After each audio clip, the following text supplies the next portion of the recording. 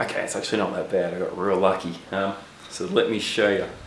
First thing, and probably the actual worst of the damage, is this front right sort of front bumper area.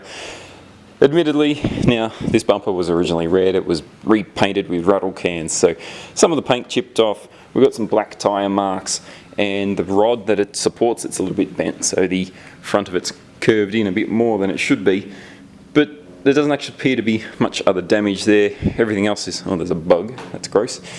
Everything else is kind of okay. I don't see any damage on the wheel or anything. We did, unfortunately, bend our cheapo eBay side skirt a little bit. That's a shame, but you know, they're not a significant thing. There's already a big dent here, so that's not new. But there was a dent in this rear quarter. You can see some black scuff marks from the tyre. There's a few ripples in here. So I did actually gonna get in the boot and punch it out a little bit. Unfortunately, there was a dent just here, but there was already a dent here. There's already a dent there. There was already a dent up under here. This sticker kind of hides some ugly paintwork there. So, look, she wasn't too bad. And there's some scuffs along the rear bumper here and some scrapes there. But honestly, that is actually almost the worst of the damage. I did lose the front lip, the GV fake lip. It fell into two pieces as part of the process, and I kind of just left it at the track. They can keep it as a donation from BEAVIS Motorsport. And my number plate got a little bit bent, but I've straightened that out. Now you would think, oh, what about underneath? Well, let me show you. To be honest, it's actually really not bad. There's no bent steering, suspension, or anything like that. Even the frame rails, now admittedly they aren't great, but they're not worse than they were. We got lucky, I guess. The car kind of rode up on the hill on the tyre wall a little bit. There's no obvious scraping on anything. The exhaust all looks fine. The sump doesn't look damaged. The subframe doesn't look like it's copped any pain. Yeah, we've got a bit of straw hanging there, but all the tie rod arms and things all look fine. Everything looks nice and square.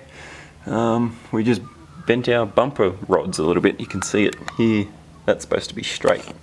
So, yeah, our bumper got a little bit bent. We tore out our front lip, and that's kind of the worst of it.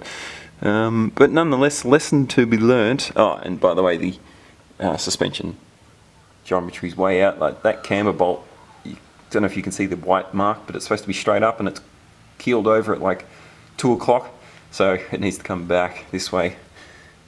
Yeah, good thing I paint marked that though. It needs a new alignment, but yeah, damn, I guess we got kind of lucky, huh? Lesson learnt still, be careful when you do this stuff. Geez, I got lucky. I mean, it could have been worse. I was going to be fine either way, but I was pushing it through that corner all day, and you know, getting the car really out sidewaysy, and that's kind of cheeky. And I just braked too late. A bit of a brain fade, bit of a brake fade maybe. Yeah, you make mistakes sometimes, and I kind of got off lucky. But a lesson to be learned: don't push it quite so hard. Yeah, particularly when the repercussions could have been quite significant. Definitely, we got away with that one pretty lucky. Thanks for watching. Hope you enjoyed that little oopsie moment. We'll see you next time. Ta.